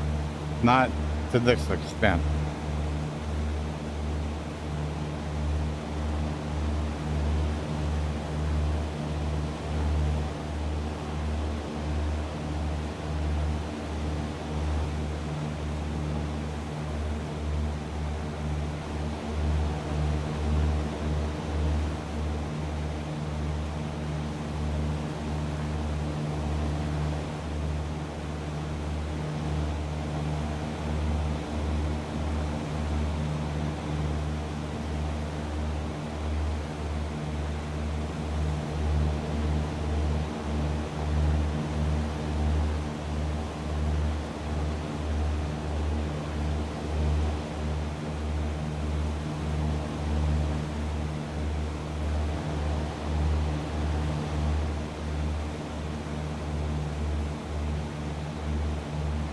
So what I did is I made sure I saved the flight.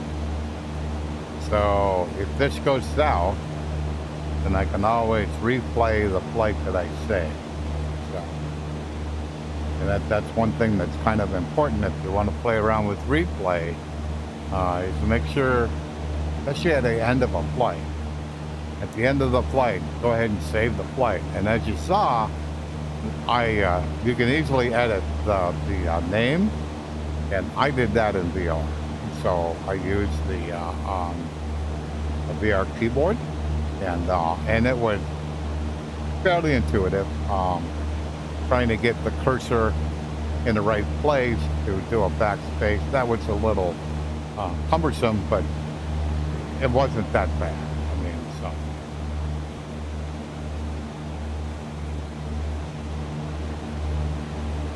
So now we're 11 miles out, so you can clear to see the airport.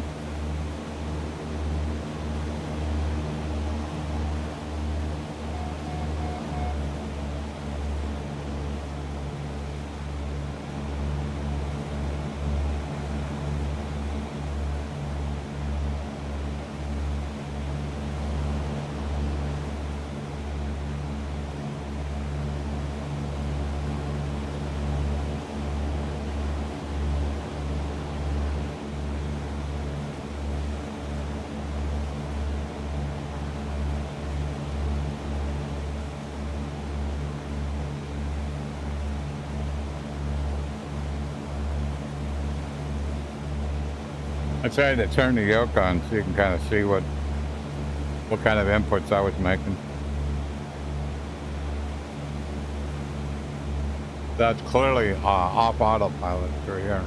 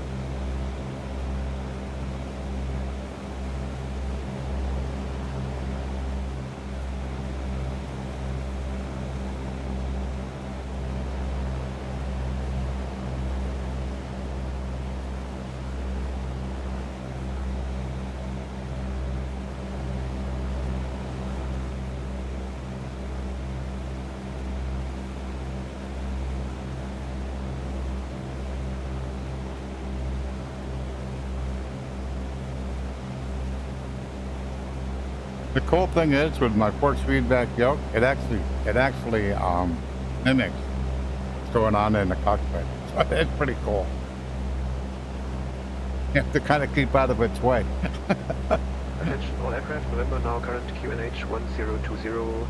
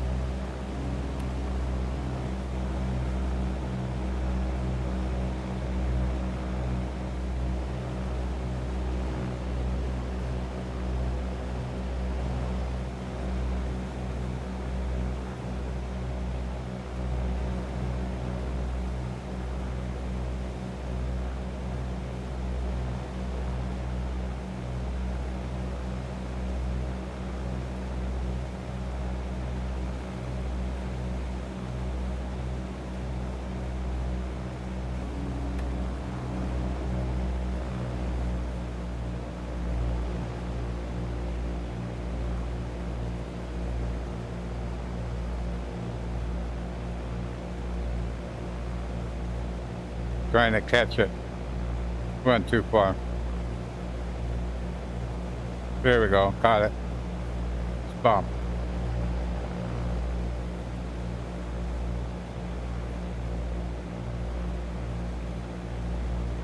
So when I'm doing this landing here, I have 2 notches of flaps out. I don't have all my flaps out. I have learned how to land that way. So if I need to land even shorter, then I can put them all out. But for generally, there's no need. Same way as when I take off. There's missing asphalt from this parking lot too. Same way as I take off. I do not use any flaps to take off. I generally will not, there isn't a runway that I take off from that I need that. You only use that if you have like a short field, but I see people that just, every time they take off, they have to have a notch of flaps in and like, why? I mean, I just don't understand it, that's all.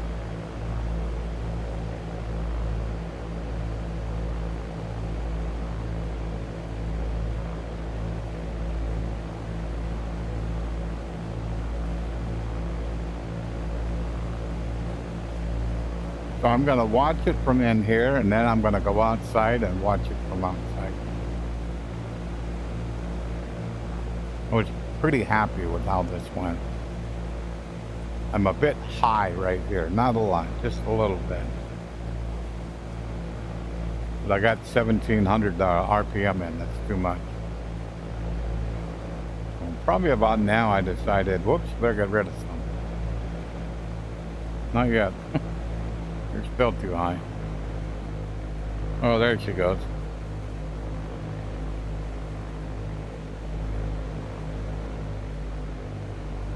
Still way too high, wow.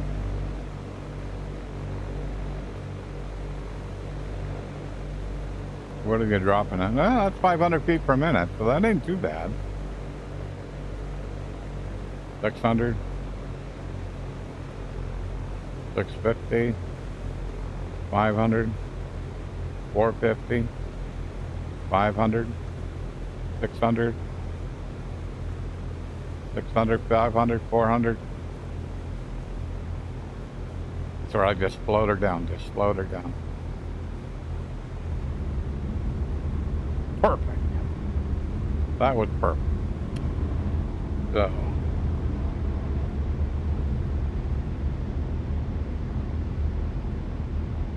Pods. So I'm going to get out of the airplane. We're going to back this baby up. Yeah, let's get over about here. So, replay mode.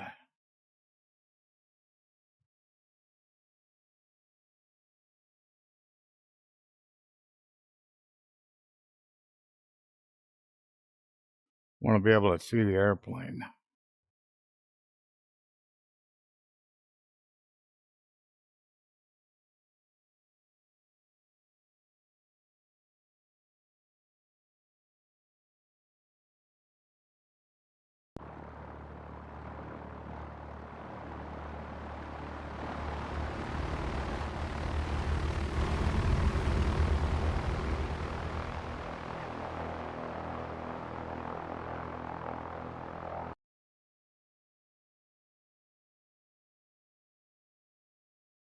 Go take a look.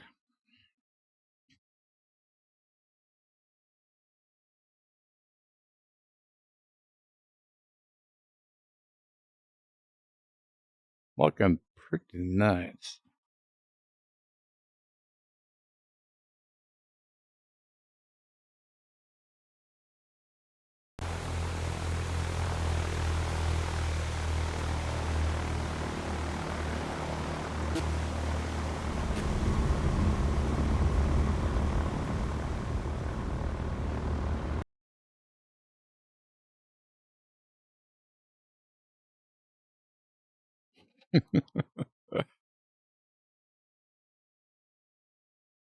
So is a nose wheel on the ground yet? I don't think it is. Nope, it ain't on the ground. Yeah, that there is awesome. How do you do that? You do that with a very, very, very nice yoke. Where you have as much throw as you have in a real one. And that is how you do that. So let's back it up just a little bit. Whoops. That's that one.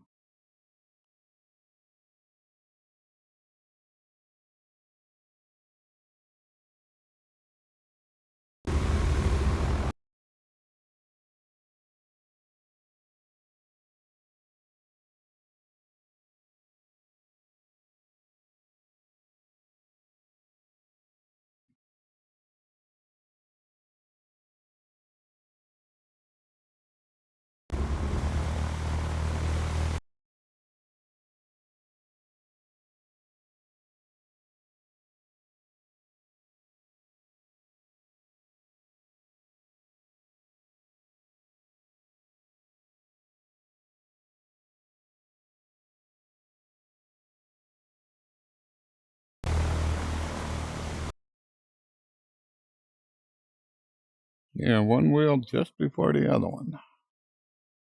That one's down, that one's not. Nose wheel's up.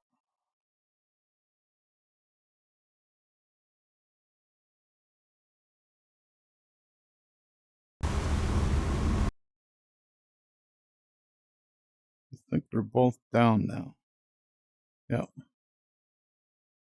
Both down now. So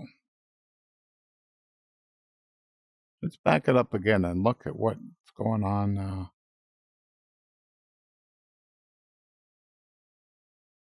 Oh, can I do this?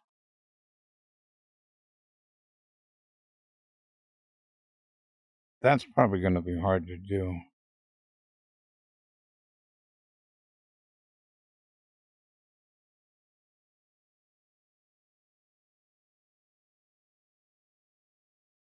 What I would like to do is be able to control the replay and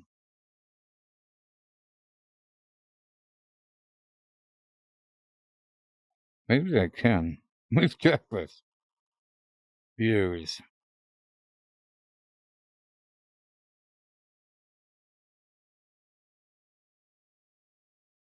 What's wingman? No, that's not quite what I want. Chase view. Chase view will work. Okay.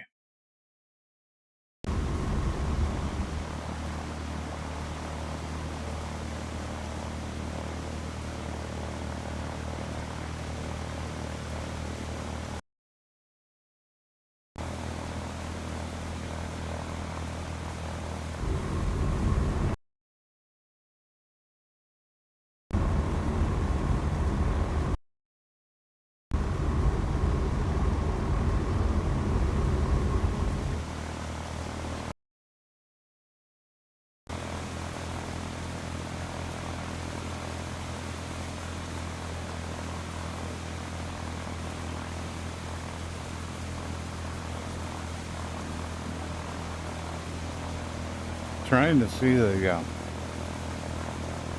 elevator moving.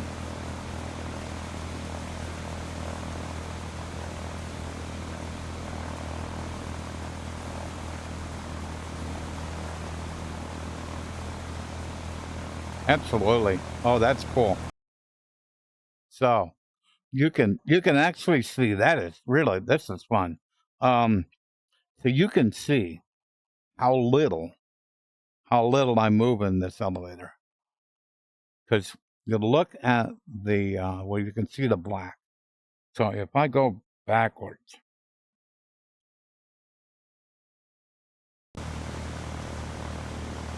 you can see it change.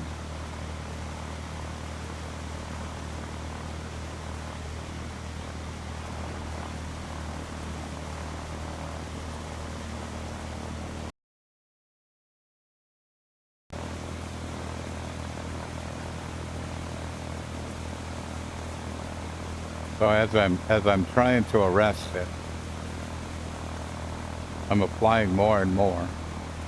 And then if I get too much, I release it. Wheels on the ground. So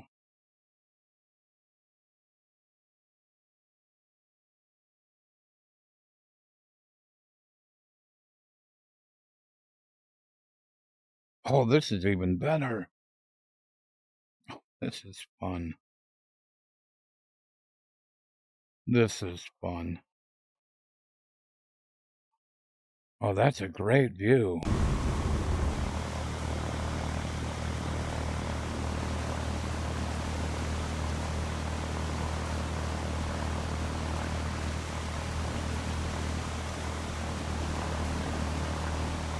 So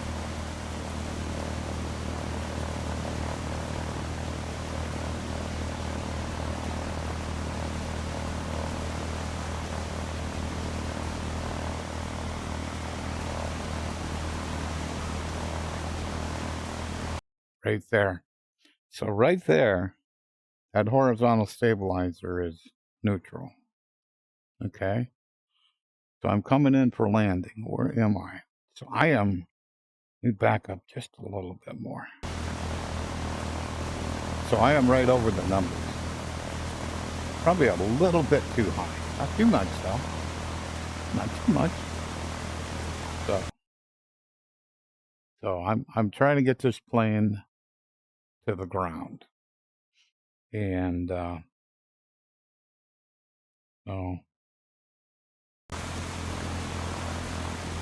we're coming down. You can see me moving a little bit. Released it. Little bit. See the nose come up. Just a little bit. You can see it coming, getting closer to the ground. Closer to the ground. A little bit more. Released it. More. Kept it. On the ground. Nose is still in the air because of that. Release it. Nose wheel's gonna come down. Too cool. This is too cool. This is too cool. Wow. A lot of timestamps gonna be in this one. And I haven't put my flaps up yet. This is too cool. And I am... Wow. Already.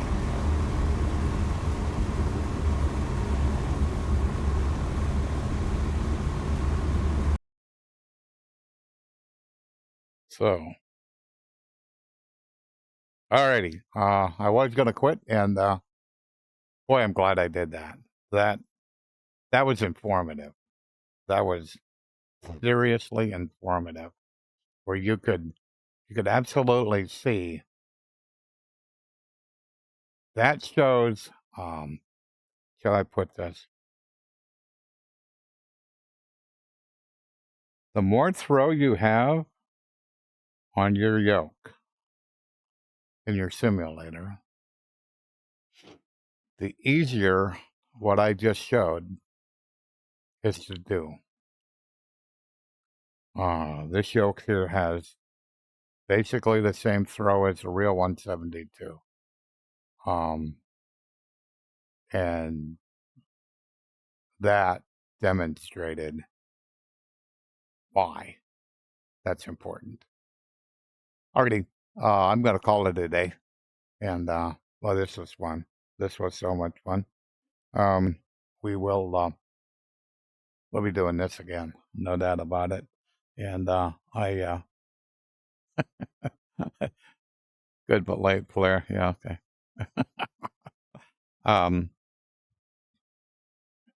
I paused. I might be. But that's it. So, yeah, it's a lot of fun. And, probably, I don't know. I don't think I'll stream tomorrow. I'll probably stream next weekend. And, I got some yard work I desperately need to do. And, but, my, girlfriend, had an event today. So, had the house to myself. And, I, got to do something I enjoy. Thanks much. If you enjoy this crazy VR content, please click on the follow button so that when I go live, you can know. And we do probably a pretty similar thing every stream. Normally, I try to pick 3 airports. I'll do a touch and go in the middle, and full stop landing on the end. And this one, I got to do a pretty detailed critique of the last landing, of the final landing, because I thought it was pretty good. And I wanted to see if what I felt doing it was the same. And with the great tools that X-Plane provides, the replay tool is just awesome. And the fact you can do it in VR is more awesome. So, catch y'all later. Bye-bye.